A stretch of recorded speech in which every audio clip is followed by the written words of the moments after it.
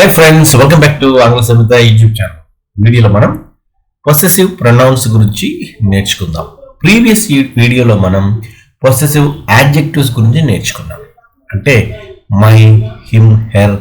ఇక్కడ mine, hertz, his ఇది నేర్చుకునే ప్రయత్నం చేద్దాం.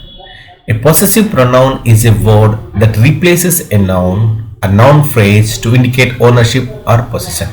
Possession లేదా ఓనర్షిప్ లేదా స్వాధీనత, నాది, నీది, అతనికి చెందింది, ఇలా మనకు చెందిన వస్తువులు లేదా వ్యక్తుల గురించి మనం చెప్పేటప్పుడు ఆ ప్రొనౌన్ మళ్ళీ నౌన్ ఏదైతే ఉందో అది మళ్ళీ రీయూజ్ కాకుండా, రెండోసారి రిపీట్ కాకుండా మనం ఈ పొసెసివ్ ప్రొనౌన్స్ని వాడతాం.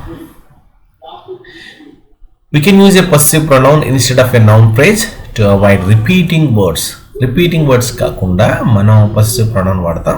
ఒకసారి ఎగ్జాంపుల్ చూస్తే మనకి ఈజీగా అర్థం అవుతుంది. This shirt is mine. ఇక్కడ పొసెసివ్ ప్రొనౌన్ మైన్. దీని అర్థం కంప్లీట్గా మనం ఇక్కడ ఏం వాడాల్సినటువంటి నౌన్ కానీ నౌన్ ఫ్రేజ్ ఏంటంటే this shirt is my shirt. ఇది మనం ఇక్కడ వాడేటువంటి నౌన్ ఫ్రేజ్. మళ్ళీ this shirt is my shirt, this pants are my pants అని చెప్పకుండా సింపుల్గా మనం ఈ పొసెసివ్ ప్రొనౌన్స్ వాడి చెప్పొచ్చు. This shirt is mine. These glasses are yours.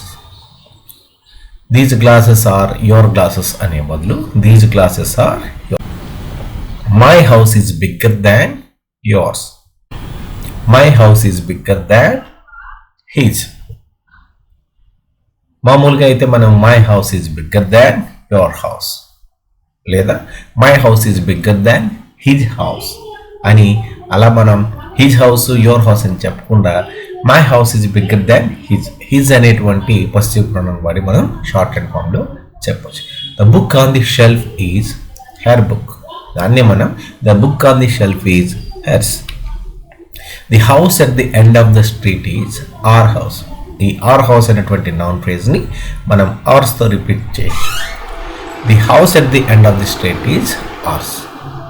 The red car is their car. దాన్ని మనం దేర్స్తో రీప్లేస్ చేస్తాం.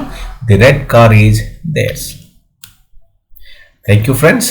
పొసెసివ్ అడ్జెక్టివ్ కోసం లింక్లో ఇచ్చినటువంటి వీడియోని చూడండి.